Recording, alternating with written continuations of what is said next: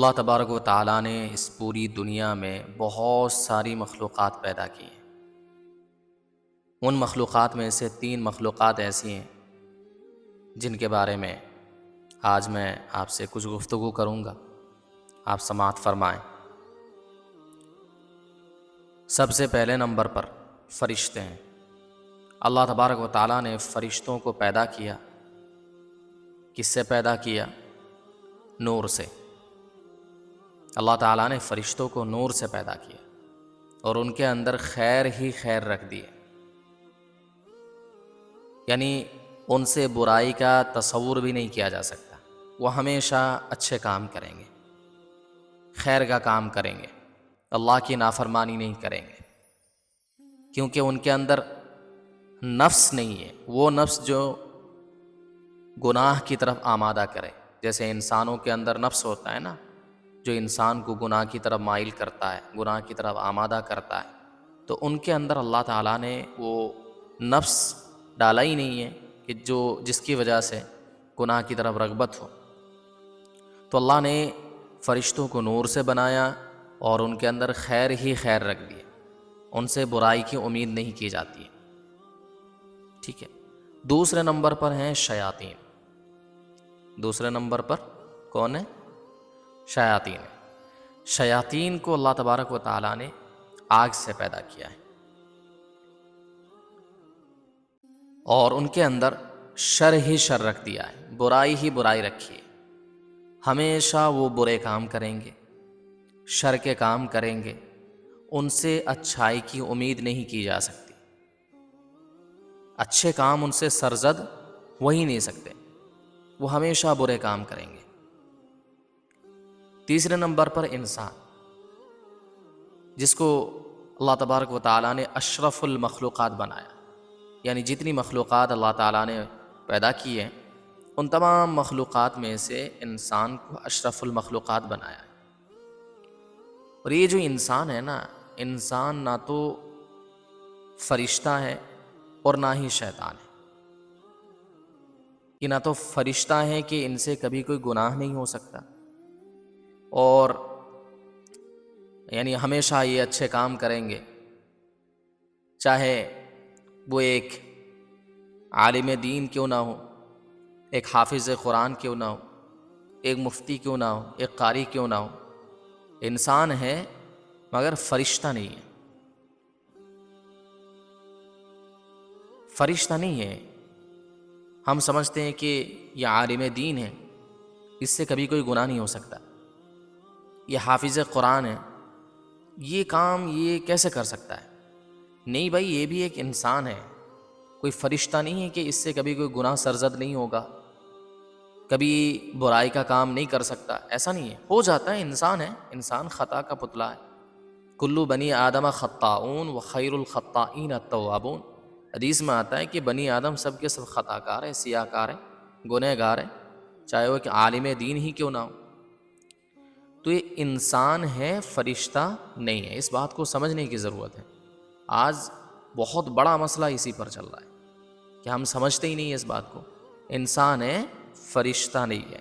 جب فرشتہ نہیں ہے تو گناہ بھی ہو سکتا ہے، اور اسی طرح انسان ہے مگر شیطان نہیں ہے، نہ تو یہ فرشتہ ہے اور نہ شیطان ہے۔ کیا مطلب؟ مطلب یہ کہ جب یہ شیطان نہیں ہے، اب شیطان سے ہمیشہ کس چیز کی امید کی جاتی ہے؟ برائی کی امید کی جاتی ہے۔ تو یہ انسان ہے، شیطان نہیں ہے۔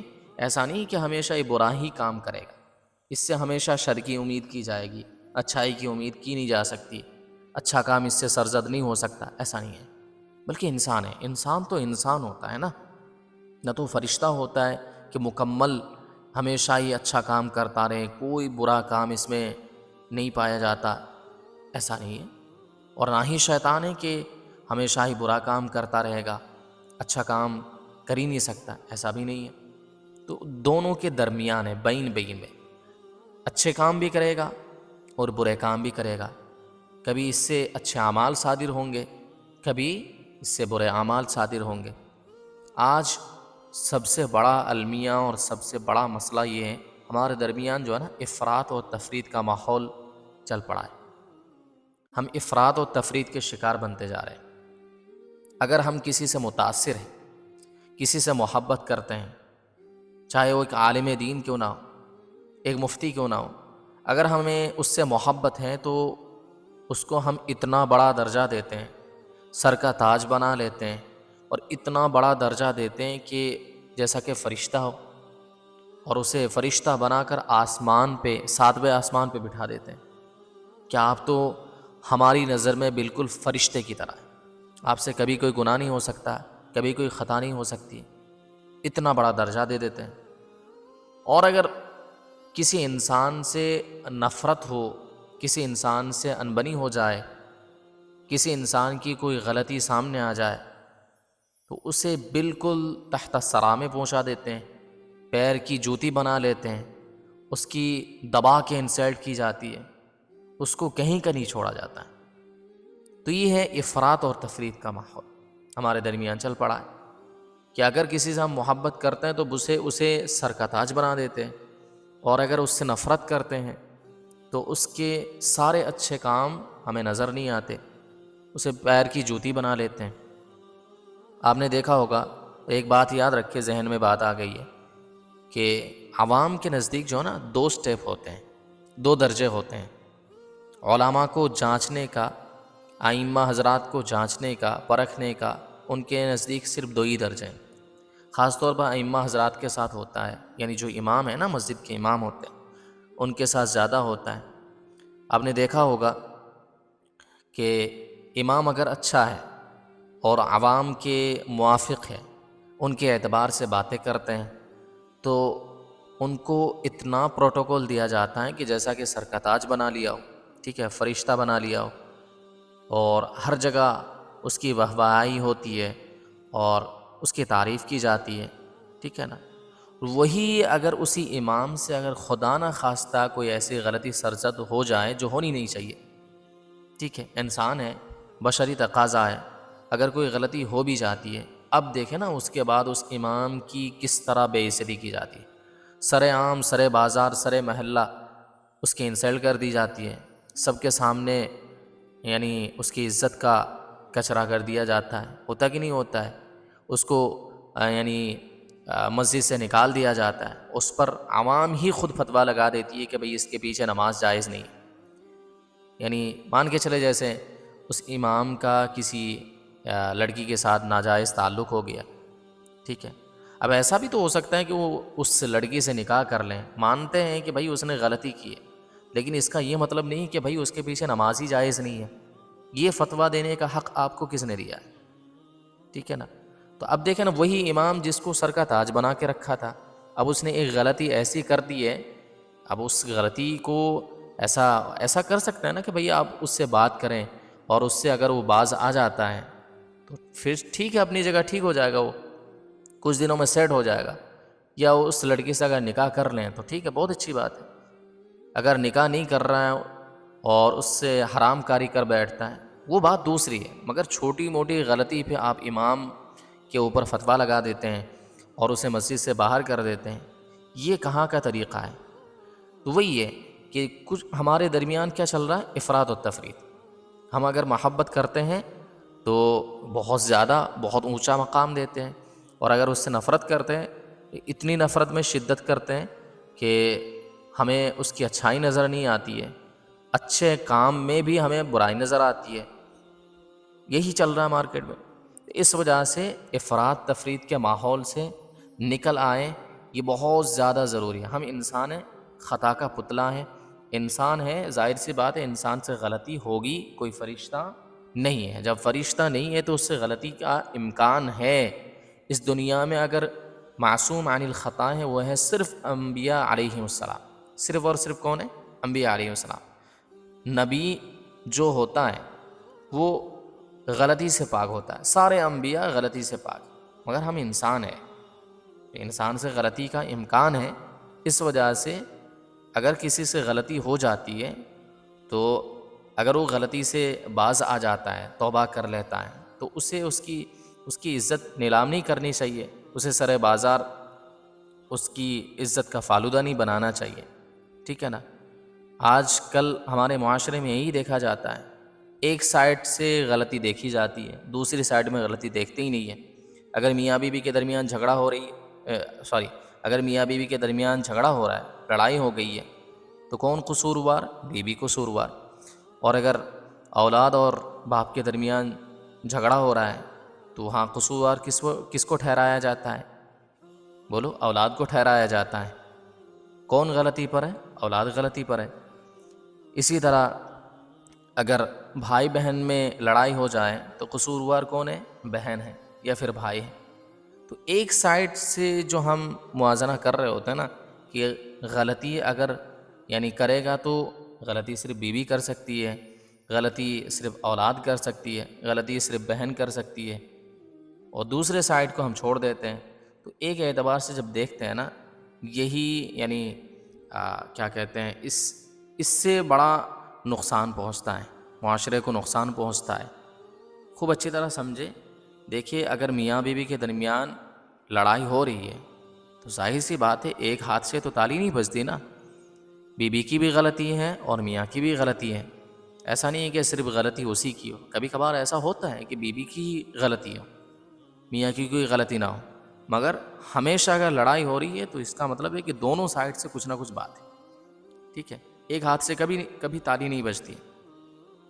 اسی طرح اولاد اور باپ کے درمیان اگر جھگڑا ہو رہا ہے تو بہت سے لوگ ہیں نا گاؤں میں، محلے میں، وہ دیکھتے ہی نہیں ہیں۔ اگر اولاد زبان درازی کرے، ہونا تو یہ صحیح کہ زبان درازی نہیں کرنا چاہیے، میں بات نہیں کہہ رہا ہوں کہ زبان درازی کرنے لگ جائیں، مگر لوگوں کا کیا پتہ ہے، لوگ باہر سے آتے ہیں اور فوراً فیصلہ کرنا شروع کر دیتے ہیں، گھر میں چل کیا رہا ہے وہ دیکھتے بھی نہیں ہیں، کبھی پرکھتے نہیں ہیں، یہاں غلطی باپ کی ہے یا پھر اولاد کی ہے وہ دیکھتے ہی نہیں ہیں۔ اگر خدا نہ خواستہ زبان درازی کر دی، بیٹے نے زبان درازی کر دی یا کچھ کہہ دیا نازیبا الفاظ جو کہ کہنے نہیں چاہیے، غصے کے مارے نکل گئے، تو چاہے باپ کی یہاں ساری کی ساری غلطی ہو، ٹھیک ہے نا، پھر بھی اگر دیکھا جائے تو لعن طعن کا شکار کون ہوتا ہے؟ بیٹا ہوتا ہے کہ اس نے ایسا کیوں کہا ہے، مگر گھر میں کیا چل رہا ہے کسی کو کوئی خبر نہیں ہے۔ ایسا ہی ہوتا ہے نا۔ تو خوب یاد رکھیں، آپ چاہے ایک بیٹے ہو جو میرا بیان سن رہے ہو، یا پھر آپ باپ ہوں، یا پھر آپ بیوی ہو، یا پھر شوہر ہو، کوئی بھی ہو، یاد رکھیں معاشرہ کچھ بھی کہیں، آپ بھی جیسے ایک لڑکا بھی اللہ کا بندہ ہے اور اسی طرح ایک باپ بھی اللہ کا بندہ ہے، اسی طرح ایک بیوی بھی اللہ کی بندی ہے اور شوہر بھی اللہ کا بندہ ہے، سارے ہم اللہ کے کیا ہیں؟ بندے ہیں۔ گرچہ معاشرے کے اعتبار سے دیکھا جائے تو ہمیشہ غلطی اس کی مانی جاتی ہے، بیوی کی مانی جاتی ہے، یا پھر ہمیشہ غلطی اولاد کی مانی جائے، یا پھر ہمیشہ استاد اور شاگرد میں ہمیشہ شاگرد کی غلطی مانی جاتی ہے۔ مگر آپ یاد رکھیں، اگر آپ ایک استاد ہیں، اگر آپ ایک شوہر ہیں، اگر آپ ایک کیا کہتے ہیں باپ ہیں، آپ جانتے ہیں اور اللہ جانتا ہے، یہاں آپ کی پکڑ نہیں ہو رہی ہے، آپ کو کوئی کچھ کہنے والا نہیں ہے، آپ ایک اعتبار سے اوپر ہیں، آپ سینئر ہیں، اور آپ کے تحت جو ہیں وہ آپ کے جونیئر ہیں، ٹھیک ہے نا، یہاں آپ کی پکڑ نہیں ہو رہی ہے، آپ پر کوئی آپ کی عزت نیلام نہیں کر رہا ہے، ٹھیک ہے نا، مگر آپ یاد رکھیں آپ اللہ کے بندے ہیں، اور بیٹا اور باپ دونوں اللہ کے بندے ہیں، میاں بیوی دونوں اللہ کے بندے ہیں، ٹھیک ہے، اسی طرح استاد اور شاگرد دونوں اللہ کے بندے ہیں۔ جب یہ سب اللہ کے بندے ہیں، گرچہ یہاں مواخذہ کرنے والا کوئی نہیں ہے، مگر اگر آپ غلطی پر ہیں، چاہے آپ باپ ہی کیوں نہ ہو، چاہے آپ ایک استاد ہی کیوں نہ ہو، چاہے آپ ایک شوہر کی ہی کیوں نہ ہو، چاہے آپ ایک سینئر آفیسر کیوں نہ ہو، کوئی بھی ہے، اگر آپ غلطی پر ہیں تو آپ کو غلطی مان لینی چاہیے، آپ کو سوری کر لینا چاہیے۔ سامنے والا گرچہ آپ سے عمر میں چھوٹا ہے، ٹھیک ہے، یا پھر علم کے اعتبار سے چھوٹا ہے، یا پھر آپ حاکم ہیں وہ محکوم ہیں، کوئی بھی ہیں، ٹھیک ہے نا، اگر آپ سوری نہیں کرتے ہیں تو اللہ کے یہاں آپ کی پکڑ ہو جائے۔ گرچہ دنیا والے آپ کو بہت اچھا تصور کر رہے ہیں، بہت اچھا تسلیم کر رہے ہیں نا، آپ سے کوئی غلطی ہو ہی نہیں سکتی، ایسا محسوس کرتے ہیں، مگر اللہ تو دیکھ رہا ہے نا، تو اللہ کے یہاں آپ کی پکڑ ہو جائے گی۔ اس وجہ سے افراط و تفریط سے نکل آئیں۔ نیکی کا معیار کیا پتہ ہے؟ آج کے دور میں نیک شخص وہ ہے جس کے اندر اچھائی کے پہلو زیادہ ہو، اچھائی کا پہلو کیا ہو؟ زیادہ ہو۔ 60% اگر اچھائی ہے، 70% اگر اچھائی ہے اور برائی 40% ہے یا 30% ہے تو اس شخص کو نیک کہہ دیا جائے گا۔ ایسا نہیں ہو سکتا ہے کہ ایک انسان نیک ہو اور نیک ہونے کا یہ مطلب نکالا جائے کہ ہمیشہ وہ اچھا کام کرے اور اس سے کوئی کبھی غلطی نہ ہو۔ یہ نہیں ہے، یہ نیکی کا معیار ہو ہی نہیں سکتا۔ اگر نیکی کا یہ معیار ٹھہرایا جائے تو ہم سارے کے سارے غلط ہیں، اور کوئی بھی ایک دوسرے کو منہ دکھانے کے قابل نہیں ہے، اور ایک دوسرے کی کوئی بھی عزت نہیں کرے گا، کیونکہ نیکی کا جو آپ نے معیار ٹھہرایا ہے کہ ذرا سی غلطی ہو گئی کہ بھئی یہ شخص تو برا شخص ہے، ٹھیک ہے نا، یہ نیکی نہیں ہے، ایسا نہیں ہوتا ہے۔ تو نیکی کا معیار یہ کہ اچھائی اس میں غالب رہے اور برائی مغلوب رہے۔ اگر اچھائی غالب ہے کسی میں، اگر اچھائی کا غلبہ زیادہ ہے تو ظاہر سی بات ہے ہم اس کو نیک کہیں گے۔ وہ تو کوئی نبی نہیں ہے، نہ تو کوئی فرشتہ ہے کہ معصوم عن الخطا ہو، اس سے کبھی کوئی غلطی نہیں ہوگی۔ اس بات کو سمجھنا انتہائی ضروری ہے۔ نیکی کا معیار یہی ہے کہ اچھائی کا غلبہ ہو اور برائی اس سے کم ہو تو اس شخص کو نیک کہہ دیا جائے گا، ٹھیک ہے۔ اللہ ہمیں ان باتوں پر عمل کی توفیق عطا فرمائے، اور جو ہمارے گھر کے درمیان، گھر میں اور معاشرے کے اندر جو یہ افراط تفریط کا ماحول ہے اسے ختم کریں۔